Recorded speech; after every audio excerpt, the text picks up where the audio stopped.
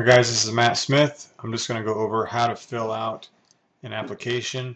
Obviously, every application is a little bit different, but there's some general basic information that's going to be consistent across the board. So I'm going to use American Amicable as we go through this example. Here's an example of an application that I wrote up for our client. And some of the main points I want to point out are things that are going to get held up. They're going to hold your application up if you don't fill them out correctly. And they're common mistakes that agents make when before submitting an application. So the first thing you want to do once you have your application, before you get it submitted, is just to make sure that everything is filled out and that nothing important is left blank. So obviously the name and address is important. Social security number is critical. Driver's license, you must have your driver's license if it asks for it. That will hold up the application. Owner and payer, if they're the same person, you can just leave those blank. Primary beneficiary, that has to be filled out.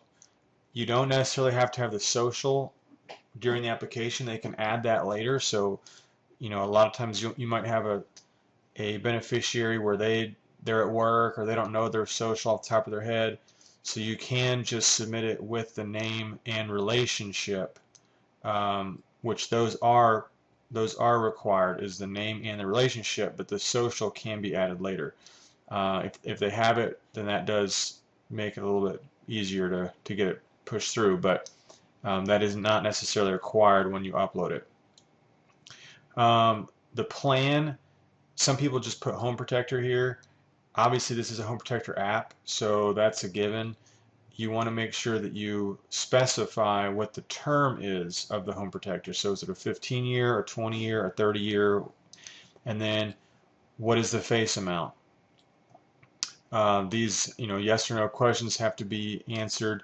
If you're including any riders, so return of premium, disability, critical illness, accidental death benefit, those have to be filled out right here. Otherwise, when they run those quotes, the price that you're quoting is not going to match up with their finding, and that will hold up the application.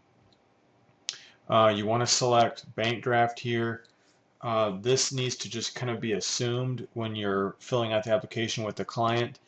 You really want to avoid anything other than bank draft because, well, number one, if it's not bank draft, then you will not get the advanced commission unless it's an annual payment and you collect a check for the whole annual premium.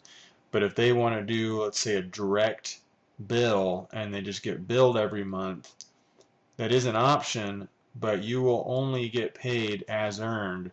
So month to month as they pay, then you'll get your commission.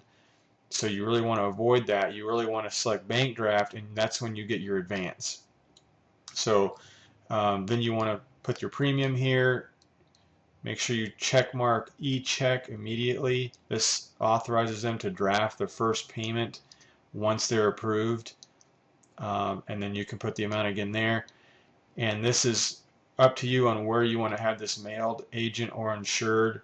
The only reason I selected insured on this guy is because he is several hours away from me. This was a road trip that I had made to work some leads in an area.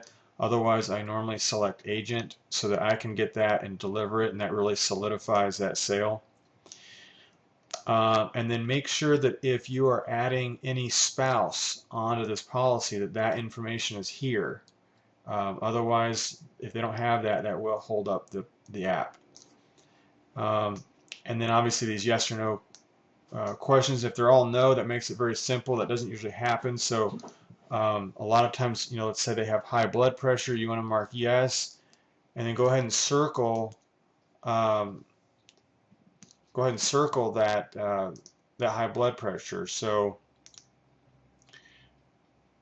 let me see if I can get an example of what that would look like.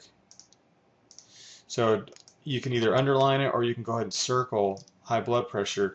And then down here at the bottom, section B, it says any answers that you answered yes to, make sure you put the question that is answered and then what the symptoms or disease or injury or illness was.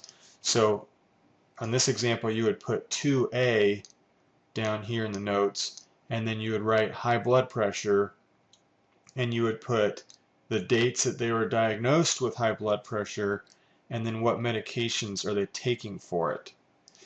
Also required is the name and address of their physician. So some people may not know the address. You may have to Google that, but you at least need to get the name and the city and state, and then when you get back to your office or your home, before submitting it, you need to look it up on Google so you can put in the correct address. Also keep in mind there are questionnaires for a lot of these, so if they answer high blood pressure, they need to have a high blood pressure questionnaire filled out, and that can be printed off on the application page, which there's a video for that if you need to look at that, on how to print applications. That we do go through how to print off questionnaires in there too. Again, just as you're going through here, if they answer yes, just circle it and put a note on why. Then the next page, do they have existing life insurance? Yes or no? If so, what's the name of the company? This is not that important in most states. You do not need to know the policy number if they don't have that. Some states are a lot more strict about this, and we'll just have to look at that in a case-by-case situation depending on what state you're in. And then their bank information, that's pretty self-explanatory. Signatures are a must on all the signature lines. Your information with your agent number. If you do not have an agent number yet, you can write pending here, and then I would write your social underneath that or beside it somewhere so they can reference you when SFG sends in your contracting paperwork. This is the terminal illness rider, so that would need to be signed. And then the HIPAA form. This is on every application. They need to sign the HIPAA form and date that. And then this is the bank draft information. I obviously whited out some of the information here, but they need to have the transit number and accounting number. Make sure you put the amount that they're authorizing to charge. And then in this area, since this is on a computer screen, I can't show you what I normally do, but I normally, in this area, I put the voided check, and I just tape the voided check right in there, and then when I submit that, they've got a copy of that. Now, if for some reason the person does not have checks and they cannot give you a voided check, then you can call the bank. You need to put the phone number that you called and the person's name that you spoke to, the date that you did that, your agent number, your signature, and then this is the signer on the account, and then date that. And that you can do that instead of a voided check, but that's kind of a secondary if you can get a voided check. The UHL application is a little bit different than American Amicable, so I'm going to run through that really quick. These are probably going to be the two most common applications you're going to fill out. The unique thing about UHL is that you can pretty much know what they're going to qualify for based on the application. So when I'm trying to work up a quote, I'm actually going to open up the application first.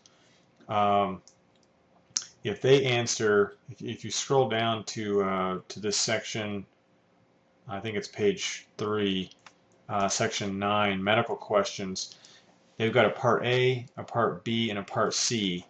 And those are 3 different plans that they could qualify for. So if they can answer no on all of section A, then they will qualify for the express issue whole life plan. So it asks if any question in part A is answered yes, you are not eligible for express issue whole life.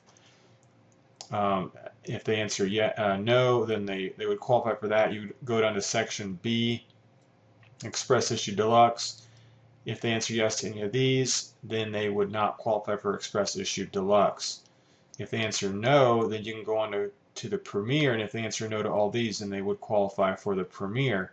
And that's how you can know which price to quote a client. So the other unique thing to UHL is that you have to do a phone interview. So when you're with the client, you want to call this number and they will ask them pretty much all these questions, the questions on this page, and then also all of these yes or no questions. So typically what I will do is, rather than fill out this whole application and then call the number for them just to ask them the same questions, I'll explain to the client that I'm going to put them on speakerphone and that they're going to ask them all of these questions, and I will just write them down as they answer them.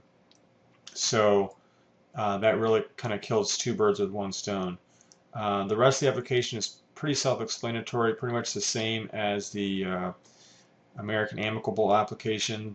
All the HIPAA forms, the bank draft authorization forms are pretty much the same. So hope that answers any questions that there might be.